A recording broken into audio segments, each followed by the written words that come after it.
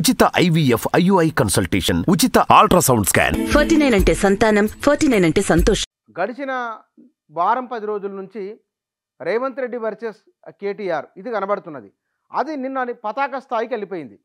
ఇక్కడ మగాడివైతే ఒక్క సీటు గెలిపించుకో, కేటీఆర్కు ముఖ్యమంత్రి రేవంత్ రెడ్డి సవాల్ అనే వార్త ఉన్నది. ఇక్కడ ఒకటిన చలో మేడిగడ్డ, కాళేశ్వరం ప్రాజెక్టులన్నింటి సందర్శిస్తాం, అక్కడి నుంచే కాంగ్రెసు కుట్రలు బయట పెడతాం, ఇష్టమైతే ఆ పార్టీ నాయకులు రావచ్చు, మా పార్టీ అధినేత కేసీఆర్ రారు, కాళేశ్వరాన్ని కూల్చేందుకు సర్కారు కుట్ర, చిన్న సమస్యకే బద్నాం చేస్తున్నారు. 10న కరీంనగర్లో బహిరంగ సభ. రేవంత్ రెడ్డి ముఖ్యమంత్రి అనుకుంటే కనుక 3 సీట్లు కూడా వచ్చాయి కావు, లేకపోతే కనుక కాంగ్రెస్ గెలిచేది కాదు అని కేటీఆర్ చేసిన వ్యాఖ్యకు ప్రతిస్పందనగా ఇది వచ్చింది. నువ్వు మగాడివైతే 3 గెలిపించుకొని. సరే, ఈ ఇద్దరు నాయకుల విమర్శలు, ప్రతి విమర్శలు, సవాళ్ళు, ప్రతి సవాళ్ళు. నిన్న ఎందుకో రేవంత్ రెడ్డి చాలా ఆవేశపూరితమైన ప్రసంగం ఉన్నది. ఆ ప్రసంగంలో బీఆర్ఎస్ నేతలపైన తీవ్రస్థాయిలో విమర్శలు కూడా ఉన్నాయి. ఇక్కడ లోక్సభ ఎన్నికల ముందు కాళేశ్వరం ప్రాజెక్టు గురించి ఏదో రూపంలో ప్రతిరోజు చర్చ జరుగుతున్నది. అక్కడ జరిగిన 1,00,000 కోట్ల రూపాయలని ఆ వృధా అయిపోయినాయని ప్రజల్లోకి చాలా బలంగా తీసుకొని వెళ్ళింది కాంగ్రెస్ పార్టీ. ఇవాళ దాని కౌంటర్గా భారతీయ రాష్ట్ర సమితి మేడిగడ్డ సందర్శన పెట్టుకున్నది. కానీ ఈ పని వాళ్ళు అప్పుడే చేయవలసి ఉంది. వెంటనే కాంగ్రెస్ నాయకులు వెళ్ళిన వెంటనే వీళ్ళు అక్కడికి వెళ్ళి మాట్లాడితే కనుక దాని ఫలితం ఎట్లుండదు. ఎందుకంటే ఏదైనా ఒక ప్రాజెక్ట్ వచ్చినప్పుడు మొత్తానికి నష్టం ఏముండదు. దాంట్లో లాభ నష్టాలు ఉంటాయి, కష్టసుఖాలు ఉంటాయి, అన్నీ ఉంటాయి. దాని ప్రభావాలు కూడా ప్రత్యక్షంగా పరోక్షంగా ఉంటాయి. ఈ విషయాలన్నింటిపైన ఇక ముందుగానే నెల రోజుల ముందుగానే స్పందిస్తే కనుక ఎట్లా ఉండేదో తెలియదు. కానీ చివరికైతే మేడిగడ్డ సందర్శన పెట్టుకున్నారు బీఆర్ఎస్ నాయకులు. ఇక్కడ వ్యక్తిగతమైన విమర్శలు చాలా బలం కనబడుతున్నాయి. ఒకరిని మించి ఒకరు టార్గెట్ చేసుకొని ఆరోపణలు ప్రత్యారోపణలు చేసుకుంటున్నారు. ఇక్కడ లాభ నష్టాలు ఎవరిది పై చేయి అనే ధోరణిలోనే వెళుతున్నది. అయితే వాస్తవాలు ఎట్లా ఉంటాయనేది, ఎవరి ఆర్గ్యుమెంట్ నిజం అనేది ప్రజలకు అర్థమవుతుంది, లేదా చూసే వాళ్ళకి అర్థమవుతుంది. ఇది కూడా క్రికెట్ మ్యాచ్లో కనుక ఎవరు 4లు 6లు కొడితే ఎట్లా ఉంటుందో, ఈ డిస్కషన్లో ఆర్గ్యుమెంట్లో కూడా ఎవరిది అప్పర్ హ్యాండ్ అనేది ఆ పోలిక కనబడుతున్నది. వాస్తవానికి గడిచిన 9.5 ఏళ్ల కాలంలో తెలంగాణలో ఏం జరిగిందో అది తెలంగాణ ప్రజలకు అనుభవం రూపంలో ఉన్నది. ఇవాళ 2.5 ఏళ్ల తర్వాత కాంగ్రెస్ ఈ 2.5 నెలల కాలంలో కాంగ్రెస్ వారు రివ్యూల ద్వారా లేదా శ్వేతపత్రాల ద్వారా గత 9 ఏళ్ల కాలంలో ఏం జరిగిందో కూడా ఒక అనుభవంలోకి వచ్చింది. నిజానిజాలు ఏమిటి అనేది ప్రజలు గుర్తిస్తారు. రాజకీయ నాయకుల మాటలు కొన్నిసార్లు పనిచేస్తాయి. వాస్తవానికి రేవంత్ రెడ్డి కనుక ఫ్రంట్ పేజ్గా లేకుంటే కాంగ్రెస్ అధికారంలోకి వచ్చేది కాదు, అందులో ఎలాంటి సందేహం లేదు.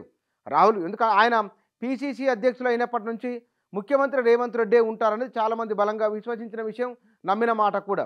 అయితే అదే కాంగ్రెస్లో ఉన్న వాళ్ళు కొంతమంది తామే ముఖ్యమంత్రిలో ఉండబోతామని, అధిష్టానం నిర్ణయమే శిరోధార్యమని ఇట్లా చాలామంది మాట్లాడిండ్రు.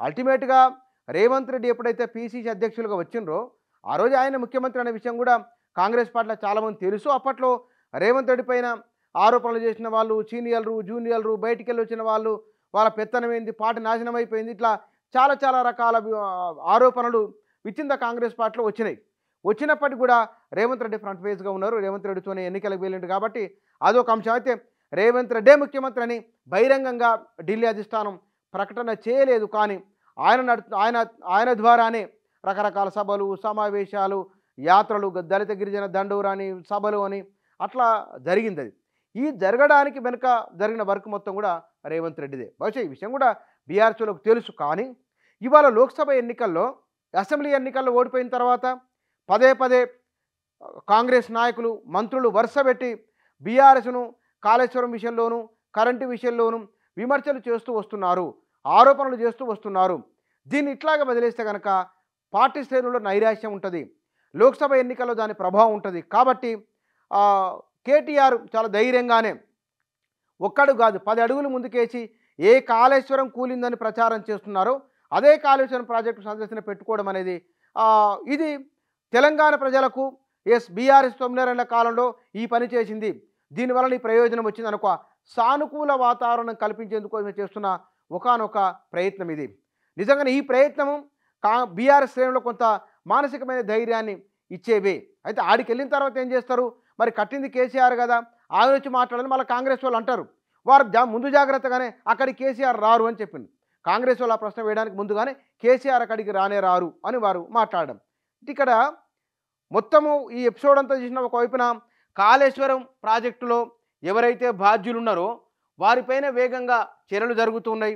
ఇక్కడ వచ్చింది ఇవాళ కాళేశ్వరం మేడిగడ్డ ఘటనపై 3 కేసులు.